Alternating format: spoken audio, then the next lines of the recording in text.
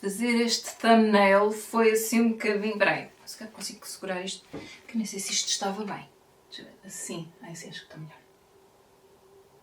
É pá, sério, o peso dos livros é qualquer coisa. Ora bem, olá, eu sou a Ana e hoje vou falar de livros que li, leituras que estou a fazer e no fundo é isso. Então, eu se calhar vou começar por falar dos livros que já li. Deixa-me cá separar isto em montinhos mais ou menos coisas. Como estão, para já? Por aqui tudo bem. Estou um bocadinho cansada agora que tive que pegar nestes livros todos. Não, estou a brincar. Não tenho tido assim muita vontade de gravar vídeos, tenho que confessar. Deve ser por causa do... Não é porque estás a mentir. É porque não tenho tido muitas visualizações. A verdade é essa, pronto. É assim, eu não faço publicidade ao meu canal, portanto nem posso queixar. Desculpem, vou só ligar aqui um bocadinho a ventoinha porque eu estou com calor. Eu estou mais vestida para a noite em Viseu do que para o dia em Viseu e já estou aqui cheia de calor. Porque temos uma cena hoje à noite e... Ai, que maravilha. Eu não sei se a câmara capta, mas está-me a saber tão bem que olha, não quero saber. Seja o que Deus quiser. Estava a dizer que... Ai não, eu tenho que ver se isto se ouve. Eu já vou ver. Estava a dizer que eu não faço publicidade ao meu canal, eu já falei disso aqui. Até fico envergonhada quando percebo que há pessoas que me conhecem pessoalmente que sabem que eu tenho o canal. Mas a verdade é que, opá, sou uma pessoa sensível e quando percebo que as visualizações nos meus vídeos está tipo a decair vertiginosamente, fico um bocadinho triste. Não vou dizer que não, é verdade, este sistema dos gostos e dos likes e das visualizações tem este lado um bocado chato, mas pronto, é o que é. De qualquer forma, é isso. Vou decidir gravar este vídeo porque também estou entusiasmada para falar sobre algumas destas leituras e gostava de partilhar convosco também. Então é isso que eu estou aqui a fazer hoje. Então, eu vou começar por um dos livros que eu acabei de ler, As Aventuras de Sherlock Holmes, que é um livro da minha mãe. Espera, deixa-me cá ver se está a apanhar. Espera lá. Se está a apanhar o barulho da ventoinha. Ok, estava a apanhar um bocado e eu acho que com barulho de fundo é um bocado irritante. Eu decidi tirar e por outro lado dá-me um ar muito Beyoncé, muito videoclipe, que eu também não sou muito fã. Pronto, então... estava a falar deste livro, portanto, são As Aventuras de Sherlock Holmes. Isto foi uma coleção que a Visão lançou há uns anos, é uma coleção que a minha mãe fez. E pronto, a minha mãe lê imenso, eu acho que já comentei aqui no canal, é das pessoas que eu conheço que lê mais e é isso. Então, sei lá, lembrou-se que tinha este livro que ainda não tinha lido e leu e depois disse-me que tinha gostado muito, já não sei. Eu também gosto muito de policiais, aliás, foi algo que eu peguei dela, claramente. E então estive a ler as histórias do Sherlock Holmes, são vários contos. Eles começam por ser sequenciais, que é o Watson. Portanto, o Watson é um médico, amigo do Sherlock Holmes, que no fundo o acompanha nas aventuras dele, pronto, e que vai relatando e que vai anotando os casos que se deparam à frente do Sherlock Holmes, que é um homem assim com as suas idiosincrasias e que tem uma mente muito lógica, muito dedutiva, não é? Ele tira assim as deduções, ou faz as deduções, melhor dizendo, mais acertadas a partir de coisas mínimas, não é? E depois é muito engraçado porque em vários contos o Sherlock Holmes diz ao Watson, ou Watson diz ao Sherlock Holmes, epá, nós estamos os dois a ver a mesma coisa. O Watson não diz epá, não é? Mas diz, estamos os dois a ver exatamente a mesma coisa, mas eu não consigo deduzir o que tu deduzes. E o Sherlock Holmes diz, é porque não estás a ver como deve ser. Pronto, então eu acho isso engraçado porque repete-se um pouco aqui nos contos. Então é isso, começa de forma sequencial, portanto o Watson, logo no primeiro conto, o Watson já se casou, portanto já passou aquela fase em que eles andavam sempre juntos, porque há uma altura em que o Watson vive com o Sherlock Holmes, em casa dele, e então acompanham nestas aventuras e desventuras. Eu penso que, eu não tenho a certeza se nessa altura o Watson já era médico, portanto já exercia ou se estava a estudar, mas eu acho que ele já exercia, até porque eu não tenho a certeza do que estou a dizer. O autor, que é o Arthur Conan Doyle, ele também era médico. E ele ele participou, diz aqui, tem aqui uma nota biográfica e diz que ele participou como médico nas campanhas do Sudão e na Guerra dos Boeres, portanto foi médico na guerra, no fundo. E eu tenho a ideia que o Watson também esteve na guerra como médico. Pronto. Mas entretanto ele conhece uma mulher, casa-se com ela, tem sei lá, um consultório, e logo no primeiro conto, quando o conto começa, ele encontra o Sherlock Holmes por acaso e acompanha-o em mais uma aventura, mas nessa altura ele já está casado, portanto já não vive com o Sherlock Holmes, não é? E é engraçado porque realmente os contos começam assim, de forma sequencial. Ele até refere no conto seguinte o que se passou no conto anterior, mas depois, a dada altura, parece que voltamos atrás no tempo e já não há essa relação de uns contos com os outros. Só para vos, assim, muito rapidamente, eu não vou ler esta nota biográfica toda, porque ainda é um bocadinho longa, mas Arthur Conan Doyle nasceu em Edimburgo, a 22 de maio de 1859, filho de uma família aristocrática e intelectual de origem irlandesa, estudou medicina na Universidade de Edimburgo e licenciou-se em 1885. Depois casou-se em 1884 com Louise Hawkins, embora tenha abandonado o exercício da profissão em 1891, mais tarde participou como médico nas campanhas do Sudão, portanto as tais que eu falei há pouco. Destacou-se no género do romance policial, que transformou numa ciência da dedução. Pronto, para além dos livros policiais, ele escreveu outro tipo de livros, portanto livros históricos, relatos de aventuras, poesia, peças de teatro, e penso que depois mais tarde sobre espiritualismo. Sim, história, sim, assim uma mistura. Ele publicou aqui um que é A History of Spiritualism, em 1926, enfim, bastante mais tarde. O que é engraçado em relação ao Sherlock Holmes é que eu penso que os contos saíam em jornais. Imaginem, sei lá, saía um conto por semana, não faço ideia, mas iam saindo nos jornais e ele, a dada altura, ele mata o Sherlock Holmes, a personagem principal. E a pressão pública foi tão grande que ele teve que o ressuscitar. E isso é engraçado, como é que estas personagens quase que ganham vida e depois, de certa forma, quase escravizam os seus autores. Eu acho isso interessante, porque enfim, se ele o matou é porque já estava farto de escrever histórias sobre o Sherlock Holmes, não sei. Ouçam, eu gosto muito destas histórias, isto é passado no século XIX também, portanto na altura em que o Arthur Conan Doyle viveu, penso que é precisamente. Eu penso que sim. E é assim um ambiente, por vezes, até um bocadinho gótico, eu não sei explicar muito bem, mas algumas das histórias realmente metem assim umas coisas um pouco misteriosas e será que é um espírito, será que é a mão de alguém? É óbvio que o olho do Sherlock Holmes é logo não. Isto é alguém que está a provocar isto. Mas às vezes os casos que lhe chegam parecem há um que é uma mulher que a irmã gêmea dela aparece morta no quarto, que estava fechado, e ela já ouvia assim umas coisas já há uns dias e depois começa ela própria a ouvir e pensa, mas eu estou a ficar maluca, ou o que é que está a acontecer, ou não sei o quê. É claro que ela tem presença de espírito suficiente para ir ter com o Sherlock Holmes, portanto não estará assim tão mal. Portanto ela percebe que não é um caso para um espírita, se calhar é um caso para um detetive. Pronto, mas enfim, mas tinha esse lado assim gótico. Eu até já vi a adaptação desse conto, porque eu lembrei-me, eu comecei a ler e eu assim, eu sei como é que isto acaba, porque eu estou com a imagem deste conto, do episódio da série na minha cabeça. Há um Sherlock Holmes que eu acho que é o melhor, o ator, desculpem, não sei se é o melhor, pronto, mas foi aquele que eu apanhei ainda na televisão. Deixem-me só ver se encontro. É Jeremy Brett. Deixa-me ver se ele ainda é vivo. Não, morreu em 95. Que eu, para mim, era, porque assim, alto, magrinho, com um ar, por vezes não muito saudável, porque o Sherlock Holmes também era um drogado, ele tinha assim uns problemas com drogas, pronto.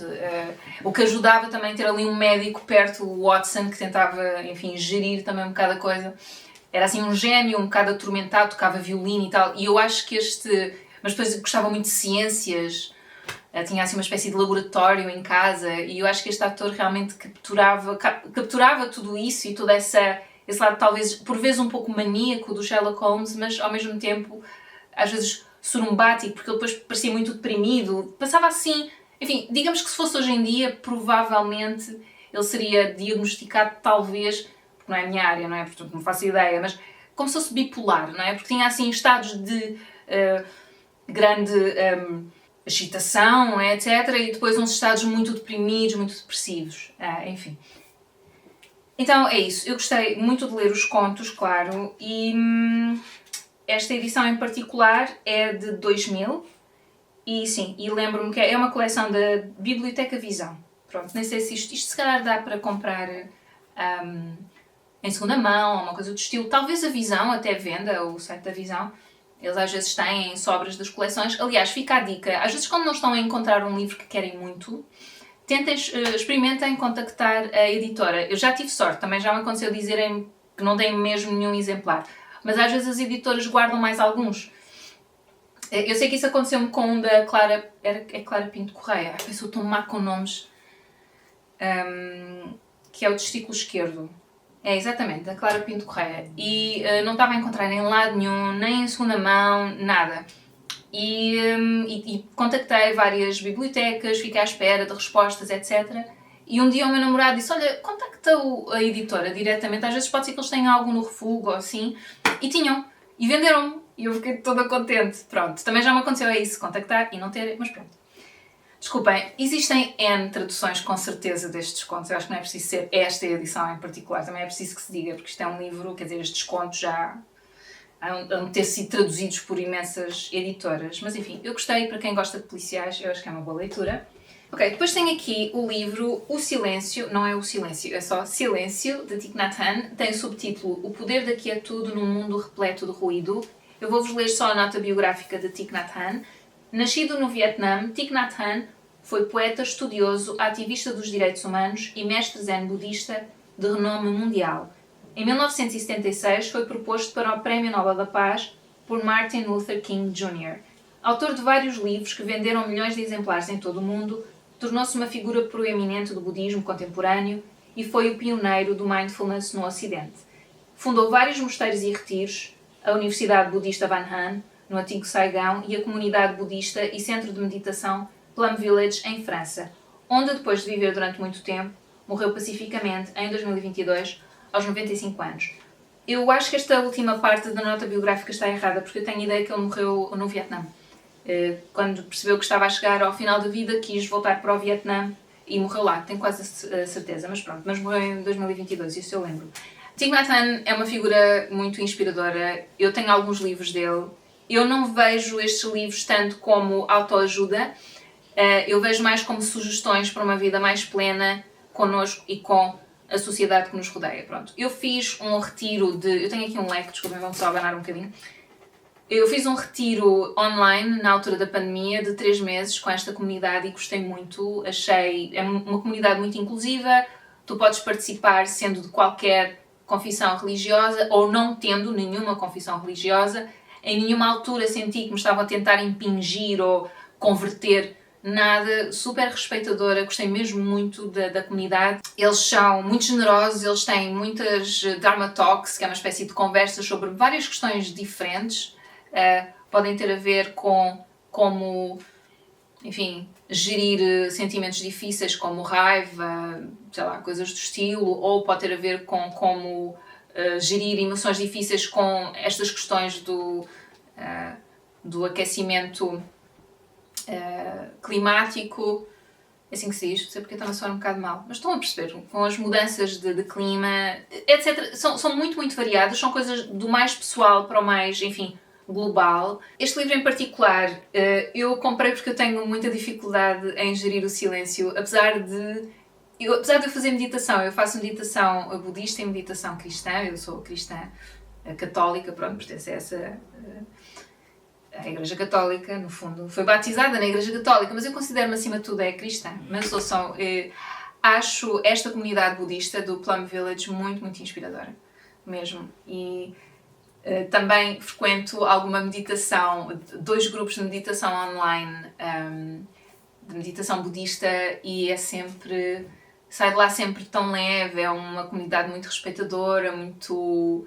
Às vezes também é preciso ter sorte com os grupos. Eu já estive num grupo em que percebi que quem estava a orientar não estava muito bem. Então vinha sempre com muita amargura, muita raiva, porque as coisas não... Pronto, em várias fases da sua vida, vários campos, desculpem, da sua vida não estavam a correr bem. E eu percebi que, apesar de eu ter compaixão dele, não é? Ao mesmo tempo, quer dizer, eu não ia para ali para ouvir esses discursos amargos que nem sequer eram na parte da partilha, porque nestes grupos há sempre, mesmo na meditação, há sempre uma parte de partilha, em que tu partilhas aquilo que se passa contigo. E não era nesse espaço de partilha, que aí eu acho perfeitamente aceitável, não é? Não, era tipo logo no começo, e teres uma pessoa que está... Desculpem, agora... É que eu gostava do grupo, ou seja, as pessoas são pessoas de vários pontos do país, mas sobretudo ingleses, e... sinto-me um pouco culpada por ter deixado o grupo, porque havia outras pessoas no grupo que eu também gostava bastante, e tu querias essa ligação, mesmo só os conhecendo online, pá, é impressionante, mas mas não me estava a fazer bem, porque eu saía de lá sempre chateada, sempre com uma sensação pesada, não é? Então decidi deixar e depois comecei a frequentar um outro que gosto muito, que até é mais descontraído, é um bocadinho mais descontraído, isso é engraçado, realmente depende muito de quem orienta. Isso é piada. São grupos em que eu me sinto muito bem, que há muito espaço para praticar a meditação e, sobretudo, há muito espaço para o silêncio, que depois é algo com que eu tenho imensa dificuldade no dia-a-dia. Tenho mesmo muita dificuldade. Eu acho que aqui no livro, portanto, é uma linguagem muito acessível, está centrada nos ensinamentos budistas, ele fala aqui do Buda e umas histórias de Buda, etc., que se passaram com ele e que têm a ver com esta questão do silêncio. Também tem outras histórias de retiros que ele dinamizou e em que as pessoas foram ter com ele e lhe relataram uma outra dificuldade que tem a ver com esta questão do silêncio também. Porque o silêncio, no fundo, não é só de estares calado, não é? É de estares ativamente a ouvir, por exemplo, ou dar espaço ao outro, ou estar um pouco parado e não estar sempre a produzir, ou sempre a executar, ou sempre... Não é? Então é um silêncio que é transversal a várias áreas da nossa vida. Eu acho que o livro acaba por ser um pouco repetitivo na questão dos conselhos que ele dá, assim, mas também, por outro lado, a minha experiência com este tipo de livros que eu leio é que há coisas que são muito lógicas, mas que, como nós já temos muitos hábitos enraizados, é muito fácil esquecermos-nos disso que é tão lógico. Como, por exemplo, eu vou dar um exemplo. Ele diz que uma boa forma de praticar o silêncio é, quando estás a conversar com alguém que te está a contar alguma coisa, ouvires. Portanto, estás em silêncio a ouvir a outra pessoa. E eu não sei como é que é convosco, pá, mas eu comigo, a minha tendência é, eu estou a ouvir a pessoa e já estou a pensar no que é que vou dizer a seguir. E que normalmente tem a ver comigo. Que é uma coisa assim um bocadinho autocentrada, pronto. Mas ele dá aqui umas dicas, enfim, de como ouvir ativamente, de como estar verdadeiramente interessado no que a outra pessoa quer dizer e dar importância àquilo que a outra pessoa está a partilhar connosco, em vez de estarmos a pensar logo o que é que eu vou dizer a seguir, como é que eu vou responder a isto, não é? Eu sei que tenho muito essa tendência e eu às vezes estou aqui com o Luís, aliás, eu há bocado até aconteceu isso, ele estava-me a dizer... Estava-me a contar qualquer coisa, mas pá, aconteceu isto aqui, pá, já me irritou. E eu assim, hoje também me aconteceu uma coisa que me irritou. E ele, então, diz lá. E eu de repente parei assim, não, Luís, não, diz tu, disparate. Tipo, já estava a falar de mim. É uma coisa que eu faço com tanta facilidade, mas depois sinto-me mal. Porque eu, na verdade, eu estou interessada, eu quero saber o que é que se passa contigo, conta-me. Pronto, e depois há também aquela questão de, às vezes quando nos contam as coisas, eu não sei se isso também acontece convosco, e eu estou a falar de quem está a ouvir, mas também por parte de quem está a falar, que é, às vezes, quando estamos a partilhar alguma coisa, nos está a gostar e tal, não estamos propriamente à espera de uma solução, não é? De uma resposta. Às vezes queremos só desabafar. E saber que está ali uma pessoa presente e que nos está a ouvir verdadeiramente e que está a prestar atenção àquilo que nós estamos a dizer, dá muita paz, eu acho.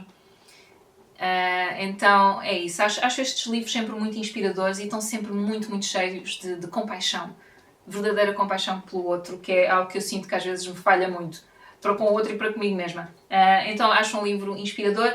Eu não sei se isto está naquela categoria com a qual eu embirro muito, que é da autoajuda, mas, quer dizer, honestamente isto é um bocado de autoajuda, não é? Para me ajudar a mim e para ajudar o outro também, não é? Porque se eu estou bem comigo, estarei bem com o outro. E ele diz isso aqui também. Enfim, eu gosto muito dos livros do Thich Nhat Hanh. Eu acho que é o único autor que eu leio do género.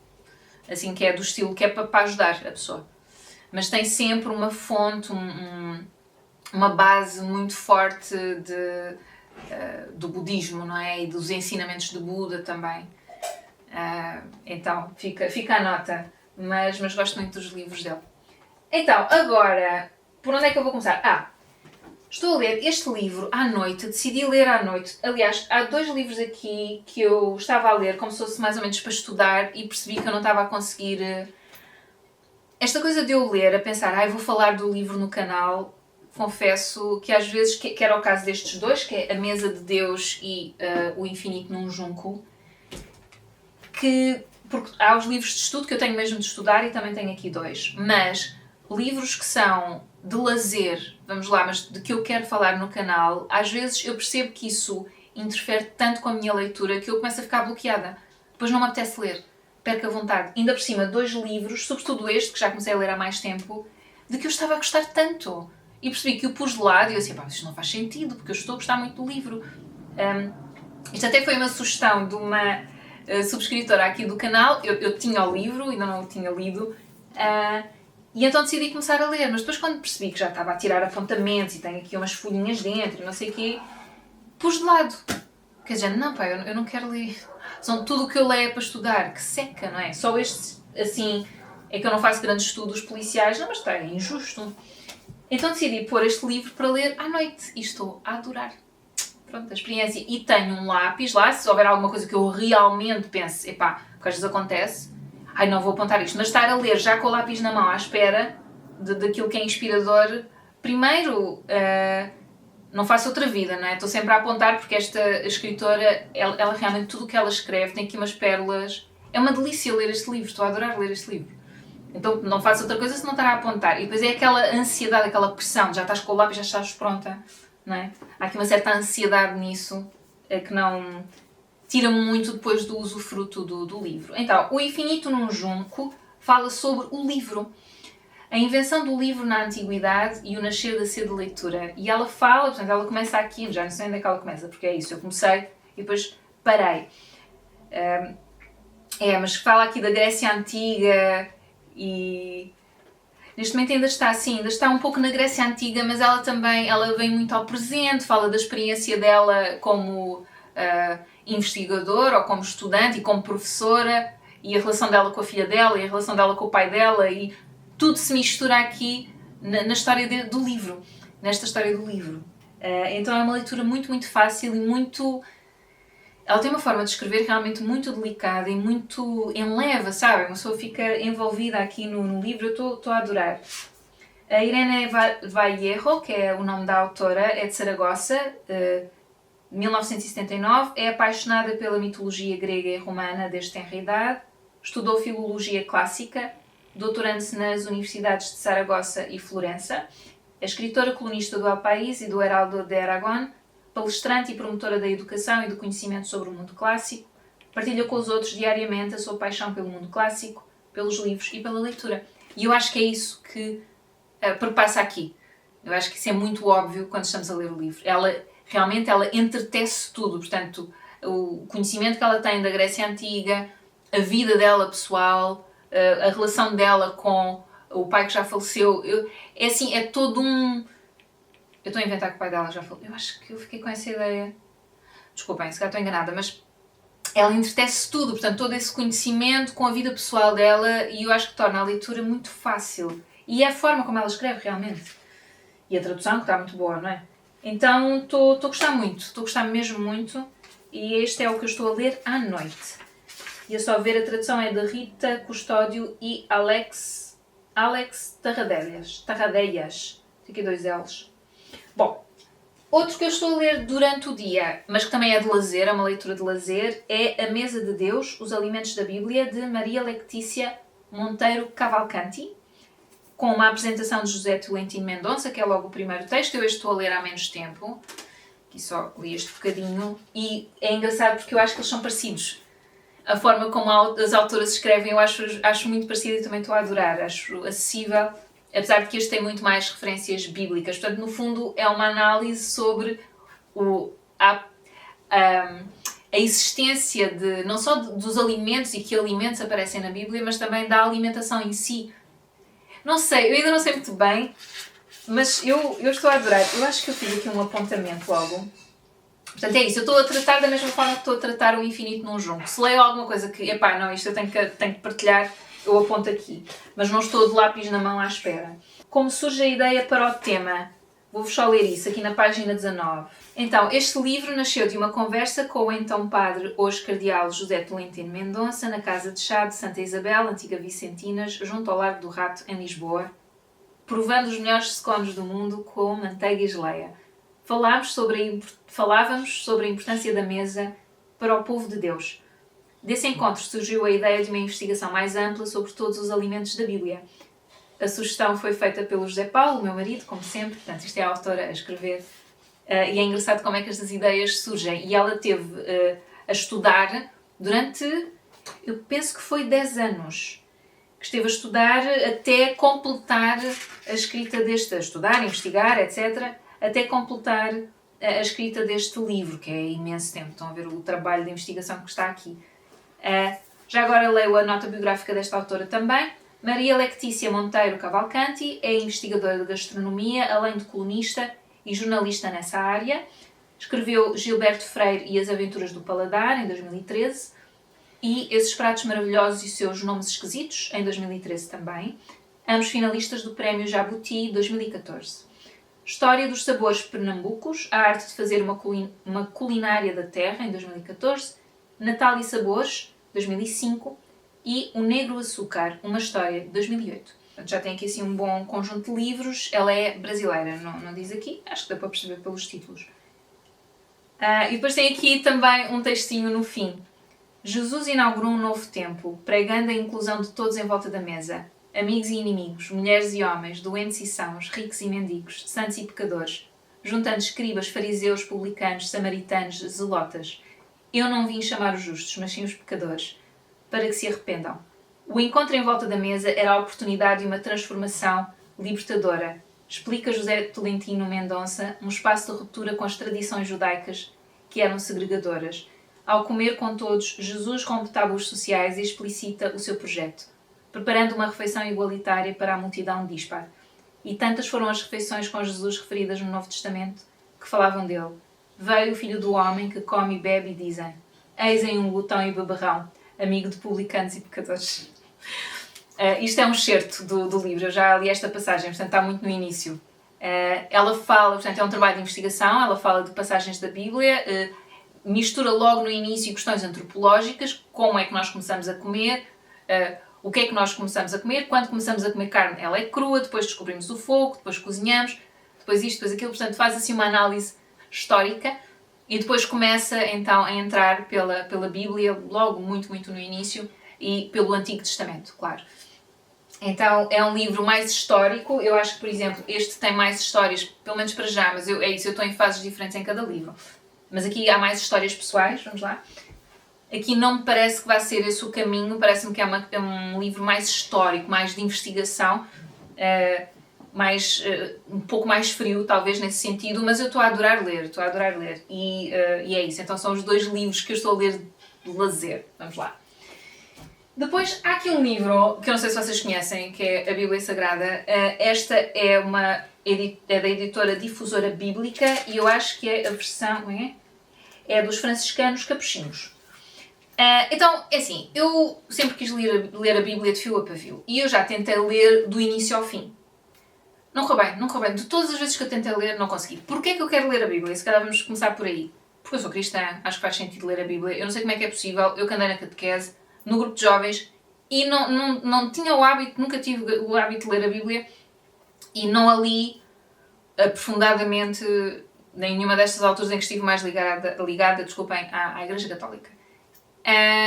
Mas também, por outro lado, eu acho que é um livro que informa muito a nossa vida ocidental, sobretudo aqui no Ocidente, não é? Então acho que faz todo sentido lê-la, do Antigo ao Novo Testamento, portanto, do início ao fim. Isto aqui são muitos livros, não é? A Bíblia é um conjunto de... são 70... Quantos livros é que são? Não são 70. 40... Ai, eu nunca sei, estão a ver, isto é... Será que diz aqui logo no início? São muitos livros, ok pessoal, são muitos livros, desculpem a minha ignorância. Mas eu não sou uma estudiosa da Bíblia, portanto também não vou fingir que sou. Portanto, eu sei que são vários livros, já não está mal, ok? E descobri uma forma, finalmente, que está a funcionar para eu conseguir ler a Bíblia. Portanto, eu tento ler todos os dias um bocadinho, Às vezes falho, mas não é drama nenhum. Então o que é que eu faço? Eu tenho aqui uma aplicação no telemóvel, vou-vos dizer qual é. Que é Holy Bible, que parece assim um livrinho. Diz Holy Bible e é a Bíblia. E uma pessoa abre e tem planos. Portanto, há um início. Por acaso acho que isto está bem dividido. Tem assim este aspecto. E pá, depois enquanto eu apanho a minha cara ele não me foca. E depois tem aqui em baixo tem vários coisitos, não é? Marcadores, e eu clico em planos e posso procurar planos. Eu queria um plano que fosse ler a Bíblia do início ao fim. E eles têm um que é toda a Bíblia em menos de um ano. Uma pessoa clica em cima do plano e eles a cada dia sugerem aquilo que vais ler. Portanto, normalmente é, sei lá, 3 capítulos de um dos livros da Bíblia e depois um capítulo do Novo Testamento. Eu ainda estou no Antigo Testamento, estou em Reis e Crónicas, porque depois isso é uma coisa que esta aplicação faz muito bem, eu achei, que é assim. Eles sugerem para aí 3 ou 4 textos por dia. E depois há um dia que é uma espécie de dia de descanso, que por acaso podia ser tipo domingo, por exemplo, ou sábado. Não, é o domingo. Ai, Ana, podia ser domingo, mas eu como comecei num dia qualquer aleatório e eles não dizem isso, eu não fiz dessa forma, não é? Então já me calhou na quarta, depois eu fiquei para aí umas 2 semanas sem ler, então voltei a ajustar o calendário para começar como se estivesse em dia e recomeçar no dia em que estava, para não ficar tão estressada de ver que tenho não sei quantos dias em falta. Portanto, a aplicação permite fazer isso, que é ótimo, desculpem, só beber aqui um bocadinho de água. Mas depois tem outra coisa de que eu gosto muito, que é, ele começa com o Gênesis, não é? Portanto, começa logo no início, obviamente. Os livros do Pentateuco são difíceis, eu acho. Então, há o Gênesis, que é um bocadinho mais fácil, o Êxodo, mas depois quando se começa a entrar no Levítico, Números e Deuteronômio, tem muitas regras. São livros com muitas regras, o Números é a genealogia toda, portanto, são livros que se tornam aborrecidos. Mas a forma como eles organizam a leitura de cada dia, eles intercalam com outros livros que têm a ver também. Por exemplo, agora estou a ler Reis, estou a ler, é o segundo livro, não, é o primeiro livro de Reis. Deixa eu ver, por isso é que eu tenho aqui depois uma série de marcadores. Portanto, tenho aqui é o primeiro livro de Reis, o segundo livro das Crónicas, porque há relação e às vezes as histórias, enfim, repetem-se, ou os livros repetem histórias de livros anteriores, que é o que acontece aqui. Então, para estar um bocadinho a par disso, eles sugerem a leitura, por exemplo, de um capítulo do primeiro livro de Reis e um outro capítulo do segundo livro de Crónicas, e eu percebo que é o mesmo, é a mesma história. E depois os provérbios também estamos a ler os provérbios, que muitas vezes têm relação com aquilo que eu acabei de ler em Reis. Então, ou seja, não é uma leitura do início ao fim, está intercalada com a leitura de outros livros, que eu acho que para mim, pelo menos, pessoalmente, torna a leitura da Bíblia mais interessante. O livro de Job, por exemplo, eu li logo no início. Eles fazem uma interrupção, eu penso que eles no Gênesis fazem logo uma interrupção para ler o livro de Job, que é um livro pequenino. E depois continuamos, então, e vão fazendo isso. E também, cada dia há um livro, ou um capítulo, desculpem, do Novo Testamento. Que pode ser do Evangelho, mas podem ser alguma das cartas de São Paulo, podem ser algumas das cartas católicas, pode ser do Apocalipse, também já aconteceu, então, ou dos Atos dos Apóstolos, enfim. Então, eu acho que está a ser uma leitura muito, muito interessante. Mas, também outra coisa que eu reparei é que, ao ler do telemóvel, porque eles depois têm, imaginem, vocês clicam, ele dá um devocional, que é de género para instigar-te a prestar atenção ao que estás a ler, tirar alguma coisa, não é? Que podes ignorar ou não. Eu sinceramente acho que toda a gente que vive no Ocidente devia ler a Bíblia, é a minha opinião, porque depois há aqui coisas que eu leio que eu penso, por isso é que se acha... Então, no que diz respeito às mulheres, às mulheres, a nossa relação com o dinheiro e com as posses, há aqui coisas que eu estou a ler no Antigo Testamento, desculpem, que eu penso, por isso é que nós pensamos assim, eu já me apanhei, ou por isso é que se pensa assim de uma maneira geral, enfim. Mas estou a generalizar, não é? Mas, por exemplo, vocês clicam, não é? E depois têm, aqui já está a sugerir Eclesiastes, por exemplo. Eclesiastes eu ainda não li nada. Que é um livro sapiencial do Antigo Testamento. Então, estão a ver, não tem muito a ver, mas de certeza que tem a ver com aquilo que eu estou a ler nos Reis e nas Crónicas e nos Provérbios, de certeza. E há de ter a ver com isso, porque sempre eles criam essa relação. Então acho que é uma forma bastante inteligente de ler. O que eu estava a dizer é que depois vocês clicam em cima e ele dá-vos aqui o texto. Alguns deles estão gravados, ou seja, dá para ouvir um ator ou uma atriz a ler. A questão é, ouvir a ler, para mim não dá, eu começo a ficar com sono. Não dá.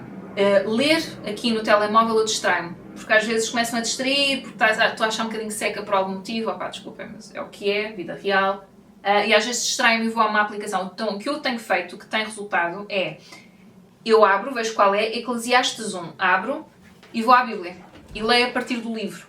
E depois vou e leio o capítulo 1. Ok, termino, passo para o próximo, que eles depois têm setinhas, passo para o próximo capítulo, ok, leio o próximo capítulo, e vou fazendo assim para tudo. E assim, assegura, tem sido o que tem resultado para eu não ficar com sono, não me distrair, não me aborrecer, o livro virar a página, tem muito que se lhe diga.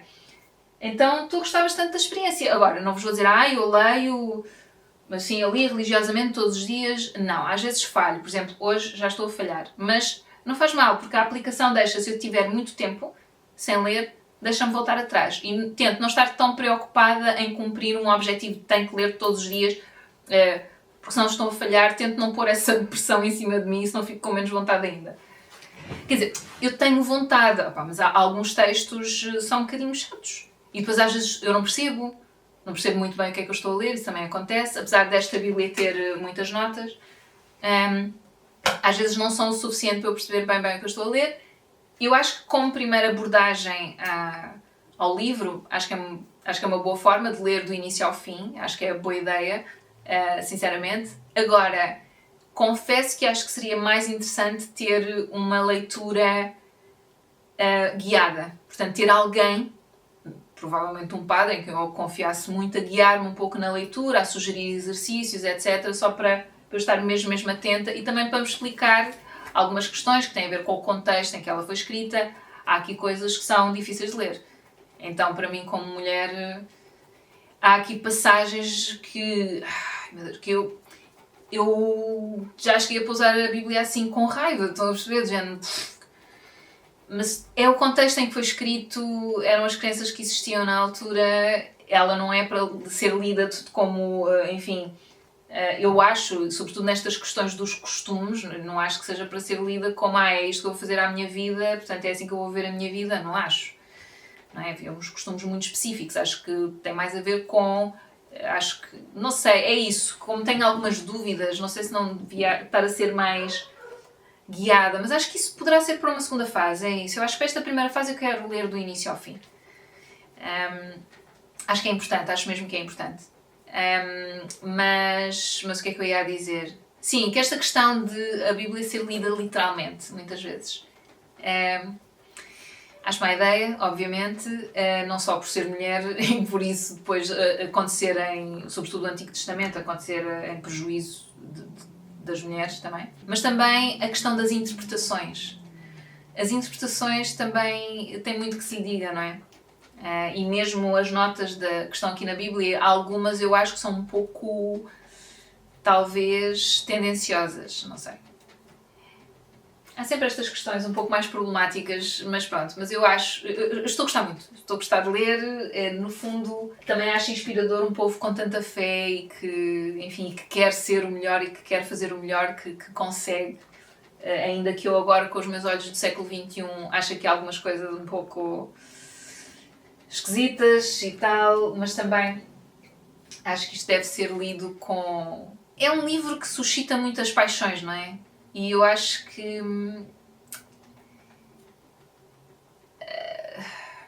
acho que isso nunca é... acho que essas paixões nunca são boas conselheiras. Parece-me. E os provérbios têm... Eu já estou no 29º capítulo dos provérbios, acho eu. Tem uns que são muito inspiradores, sobretudo aqueles que falam de coisas, eu percebo que me tocam a mim, que eu revejo-me ali. Sei lá, de não ser coscovilheira, de ter cuidado com quem tu partilhas coisas pessoais, de cenas desse tipo, sei lá. Mas depois tem outras da mulher intriguista e da mulher que tenta, não é? É tudo muito em função do homem, não é? É que só a mulher é que tenta, o homem não tenta. Então... E vê-se logo, percebo logo que quem escreveu foi um homem, obviamente, não é? Então é daquelas coisas. Só que não deve ser levado literalmente. E esta questão do contexto, o contexto em que foi escrito, a autora em que foi escrito, isto tem que estar sempre muito presente na minha cabeça, eu acho, para não me distrair. Há uma biblista que é muito inspiradora, ela é brasileira e ela foi uma vez a um encontro daqueles cursos que eu vou fazendo. Neste caso foi com o Centro de Espiritualidade Redentorista. Eu acho que é Lucília qualquer coisa. Não me estou a lembrar. Não, há aqui uma autora por acaso apanhei, que também gosto muito, que é Cristina Inogues Sanz, que é uma autora, eu acho muito interessante também, as ideias dela e... mas desculpem, estou-me a perder. Pronto, esta biblista, eu sei que ela é brasileira, eu tenho ideia que é Lucília, e foi numa altura em que eles abriam, faziam umas sessões online para quem quisesse participar, fazia parte de um curso, mas era ao 6º dia, eles abriam ao 6º dia, e eu gostei muito, achei a conversa dela mesmo muito, muito inspiradora. E ela dizia que é muito importante ter presente o contexto, a altura em que estas histórias foram escritas, por um lado, sobretudo no que diz respeito à mulher, ela depois é muito sensível a essas narrativas também, mas também, por outro lado, que é importante ler. Não deixar de ler só porque não estamos a perceber, ou só porque não gostamos muito, e há coisas que irritam um bocado e que chateiam e tal, mas insistir. Então, pronto, e a forma como ela disse isso, achei mesmo muito, muito inspiradora. E então, às vezes, quando estou a ficar mais irritada com as coisas que estou a ler, tento lembrar-me disso, eu não estou a encontrar. Chatice. Mas eu sei que eu já pesquisei sobre ela. Se calhar se eu começar a escrever o nome dela online, vai-me aparecer. Deixa eu ver, biblista. Chatice, pá. Um bocado chateada. Eu sei que ela tem uns livros também sobre... ela é irmã, portanto ela é freira. Oh, caramba, queria partilhar convosco. Eu depois, entretanto, descobrir, eu coloco aqui o nome dela, porque achei-a muito inspiradora e achei-a... ao mesmo tempo, sabem, por isso é que eu estava a falar de paixões há bocado. Eu ia dizer desapaixonada, mas não é do género desapaixonada da Bíblia, percebe-se que ela é apaixonada pela palavra escrita e pela palavra bíblica, mas de uma forma...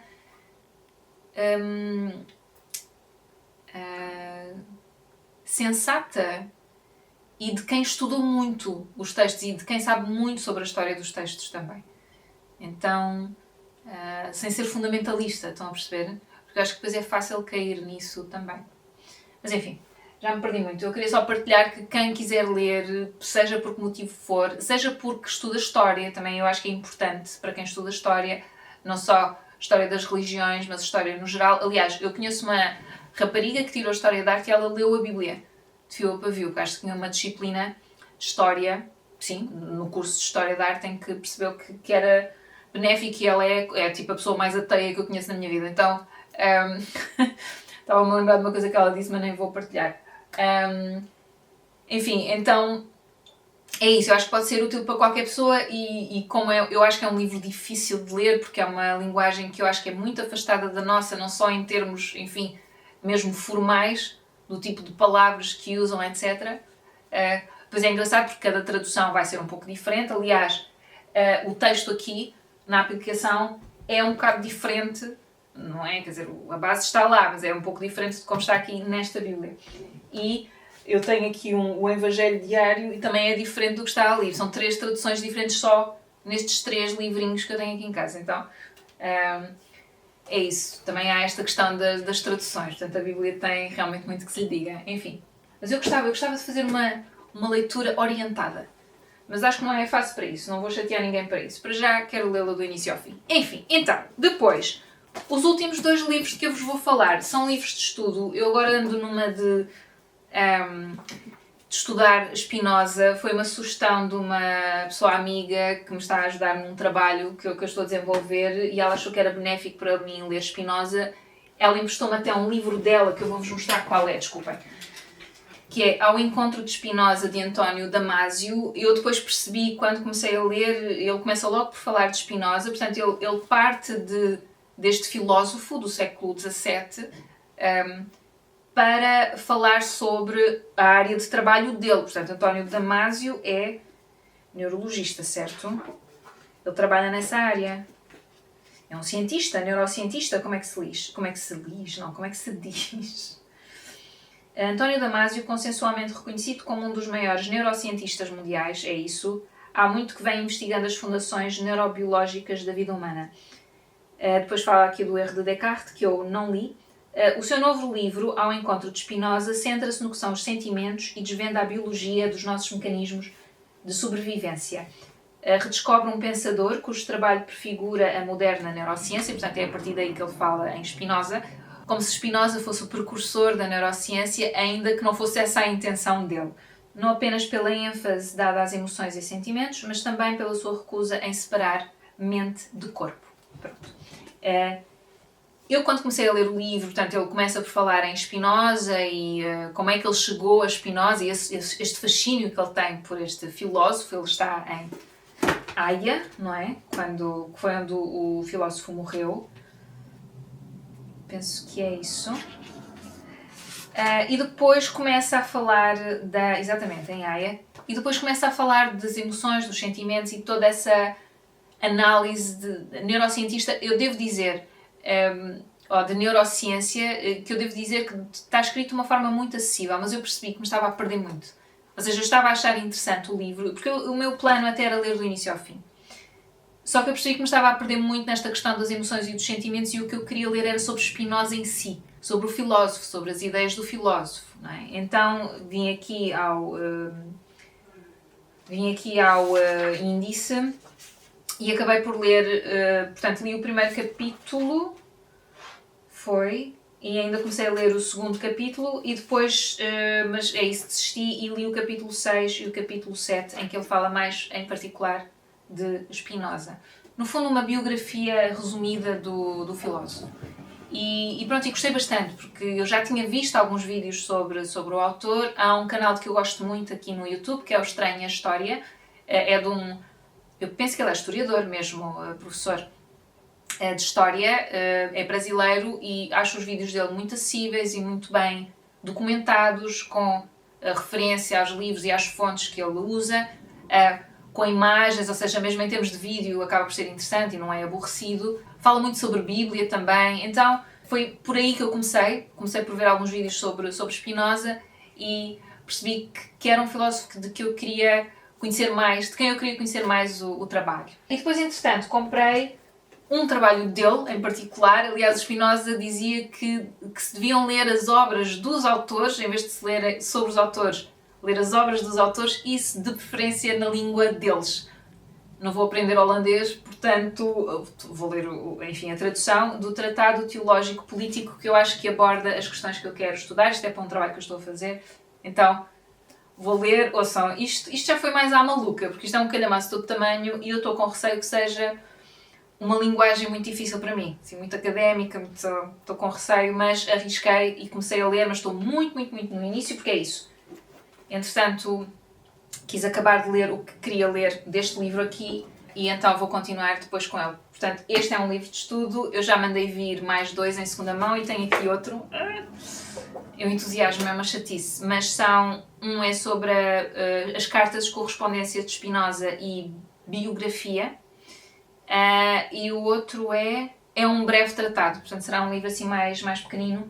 Eu sei que há um outro livro que é muito importante dele, que é o Ética, mas como este trata da questão mais religiosa, que é aquela que me interessa, eu decidi comprar este e o Ética. Talvez se eu ficar a adorar e não tiver imensa dificuldade, talvez fique para segundas núpcias, mas para já não, já chega. E depois li este, que é uma coleção de ensaios organizado pela Maria Luísa Ribeiro Ferreira, que é uma autora, eu já tenho um livro dela, que é As Mulheres e a Filosofia.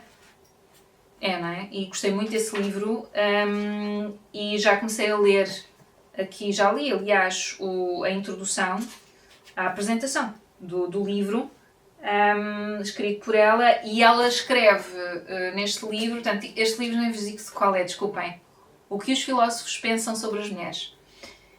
Eu já vos vou dizer a que propósito é que isto vem, mas ela tem aqui, ela é que assina os ensaios sobre Spinoza, e assina outros ensaios também, sobre outros filósofos, mas sobre Spinoza é ela que assina, e eu sei que ela estudou mais a fundo este filósofo, e então mandei vir e também tenho muita curiosidade para saber o que é que outros filósofos de que eu já ouvi falar pensam sobre as mulheres também.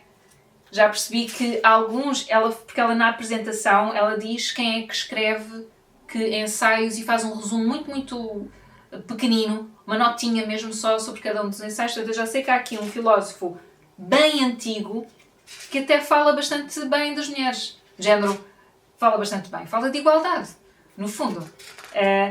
Que eu, pelo que eu percebi, será aí do século... Ela diz aqui, pá. Mas é desses... Antes ainda da época medieval. Olhem, pronto, vou ter que... mas depois com o passar dos anos eles foram ageneando um bocado. E também não é, este devia ser o tal que eu não estou aqui a descobrir, devia ser uma coisa, um caso raro. É Agostinho de Hipona, é isso? É Agostinho de Hipona, mas não diz aqui de quando é que ele é. E eu não sei porque sou ignorante. Portanto, vamos ao Google. Século IV. Eu sabia que era aí logo no iniciozinho dos anos cristãos, vamos lá. Depois de Cristo. Pronto. Tinha essa ideia. Enfim. Então, é isso. Estou muito curiosa para saber. Eu já sei que Spinoza também não tinha as mulheres em grande consideração, apesar de ele falar muito enfim, da dignidade do ser humano, da importância de gerir as emoções e... Não sei, parece-me um discurso muito humano, mas ele exclui as mulheres de algumas coisas. Eu sei que eu vi um vídeo que era sobre, exatamente, foi uma aula que agora está online, da Capela do Rato, que é precisamente sobre este livro, Ao Encontro de Spinoza. Foi um curso online que eles fizeram. Filosofia, espiritualidade e... religião? Não.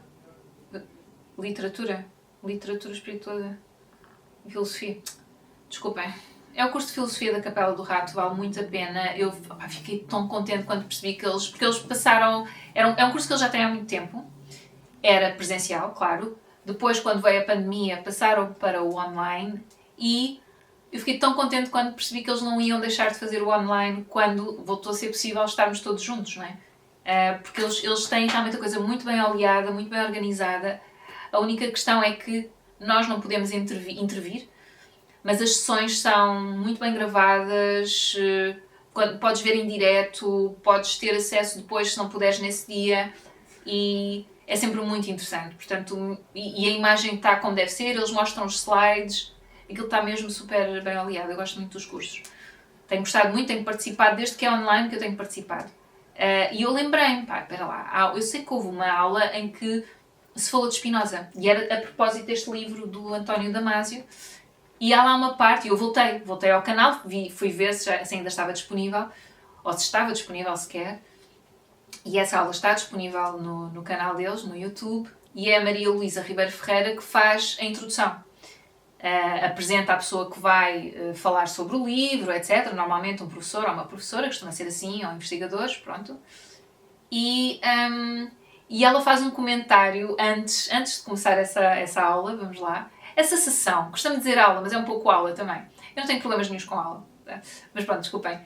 É que às vezes eu dizer aula pode parecer que é uma seca, mas não, eu gosto imenso destas sessões, é mesmo um privilégio poder assistir e ter estas pessoas a darem o seu tempo ali, enfim, a discutirem connosco, sei lá, o que acharam deste ou daquele livro, ou daquela autora ou daquela autora, é sempre muito, muito interessante. Enfim, então ela faz um comentário quando está a apresentar, está a falar um pouco sobre o livro e a pessoa que vai falar sobre o livro, e faz um comentário que ela aparentemente falou com o António Damasio. Não, mas não foi nesta parte. Não, eu acho que ela aqui estava a falar do erro de Descartes. Bom, estão a perder, não é? Ela a dada altura diz que Spinoza, infelizmente, não era assim tão pela igualdade. Vamos lá, que, por exemplo, o princípio da democracia não deveria ser aplicado, porque ele é pela democracia, mas não devia ser aplicado à mulher. Agora, eu quero ver se desculpo, porque agora não me lembro o que é que ela disse. Mas porque ela também não não desenvolveu, porque não era sobre aquilo a sessão, não é? Então ela não desenvolveu. Mas fez esse comentário que eu fiquei, fogo pá! Mas não é possível algum destes filósofos ser um bocadinho mais arejado das ideias, tem que ser todos uns misóginos, pá, que chatice. Mas se calhar misógino é capaz de ser muito forte. Não sei. Vamos ver. Mas é difícil fugir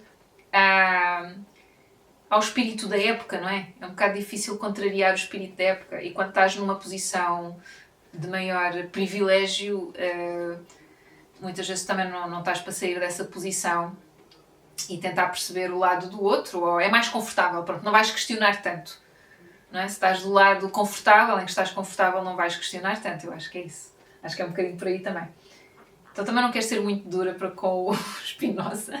Ainda me falta ler outras coisas. E eu acho que as pessoas são uma multitude de coisas, não são só uma coisa. Portanto, sim, se calhar ele pode ser um bocado misógino, não faço ideia, mas se tem outras ideias que eu acho muito interessantes sobre Deus e sobre a relação da religião com a política e na nossa vida e etc., posso achar interessante na mesma e posso concordar na mesma. Acho que reservo-me o direito de o fazer. Ouçam, isto é o diálogo interior que eu faço comigo mesma, estão a perceber? Por exemplo, a minha mãe, ainda hoje, ela está a ler um calhamaço todo tamanho, que é um policial, que é da J.K. Rowling. E eu, quando vi e percebi que era dela, eu disse, oh mãe, fogo, essa gaja, essa mulher não é grande espingarda. Ela assim, pois é, depois lembro-me que ela não era grande espingarda, mas ela tinha curiosidade. E até está a gostar. E eu tenho curiosidade em ler também, e acho que vou ler. Mas eu confesso que é uma questão que eu acho interessante, não sei se já falei sobre isso aqui, que é... eu não tenho problemas nenhuns em ver... sei lá, em comprar livros de autores que já faleceram e não sei quê, e de quem eu gosto da obra e que não eram grande espingarda como seres humanos ou segunda moral que nós temos hoje em dia e tal. Eu não tenho problemas em fazer isso. Devo confessar que com autores que vivem